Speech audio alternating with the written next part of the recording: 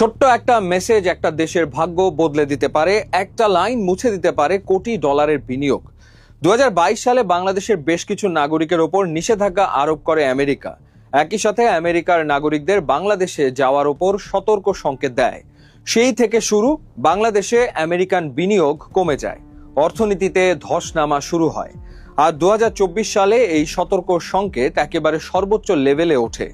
সমুদ্রে ঘূর্ণিঝড়ের যেমন 10 নম্বর মহাবিপদ সংকেত, আমেরিকার ট্রাভেল অ্যাডভাইজারিতে এটা ছিল সর্বোচ্চ লাল সতর্কতা, 4 নং সতর্ক সংকেত।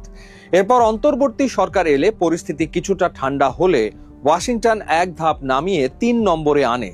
কিন্তু এটাও ঝুঁকিপূর্ণ লেভেল 3, মানে রিকনসিডার ট্রাভেল, ভ্রমণ পুনর্বিবেচনা করুন। এই ট্যাগটা ঝুলেছিল অনেকদিন। এর মানে হলো আমেরিকান কর্মকর্তারাও ঢাকার কূটনৈতিক পাড়ার বাইরে যেতে পারতেন না। যেখানে কূটনীতিকরাই বাইরে বেরোতে পারছেন না, সেখানে বিনিয়োগকারী আসবে কিভাবে? কিন্তু সবকিছু পাল্টে গেল তারেক রহমান ক্ষমতায় আসার পর।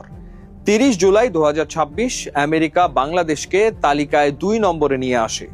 ইউরোপের মতো মুক্ত ভ্রমণ না হলেও বাংলাদেশকে স্থিতিশীল দেশ হিসেবে স্বীকৃতি দেয়। মার্কিন রাষ্ট্রপতির বিশেষ দূত সার্জিও গোর জানালেন, আমেরিকা মনে করে প্রধানমন্ত্রী তারেক রহমানের নেতৃত্বে বাংলাদেশ স্থিতিশীলতা ফিরে পাচ্ছে। এটি বাংলাদেশের জন্য গুরুত্বপূর্ণ।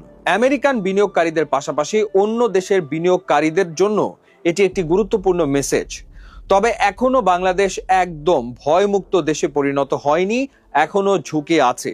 তবে পরিস্থিতি যে বদলাচ্ছে এটা তার স্বীকৃতি। মানে সহিংসতা কমেছে, কিন্তু বিক্ষোভ এখনো হঠাৎ সহিংস হতে পারে। তবে এখন যা আছে তার অর্থ হলো মার্কিন কোম্পানিগুলোকে বাংলাদেশে কর্মী পাঠাতে বাড়তি ঝুঁকি প্রিমিয়াম দিতে হবে না। দেশে স্থিতিশীল সরকার আছে, এয়ারলাইন্সগুলো রুট বাড়ানোর সাহস পাবে। সার্জিও গোরো বলেছেন, লটস অফ পজিটিভ ডেভেলপমেন্টস। আগেই যেমন বলেছি, লেভেল 2 মানে বাংলাদেশ সুইজারল্যান্ড হয়ে যায়নি, কিন্তু মাত্র 2 বছরের মধ্যে লেভেল 4 থেকে লেভেল 2 এ আসা মানে বিশ্ব আর বাংলাদেশকে অস্থিতিশীল দেশ হিসেবে দেখছে না, দেখছে ঘুরে দাঁড়ানো দেশ হিসেবে।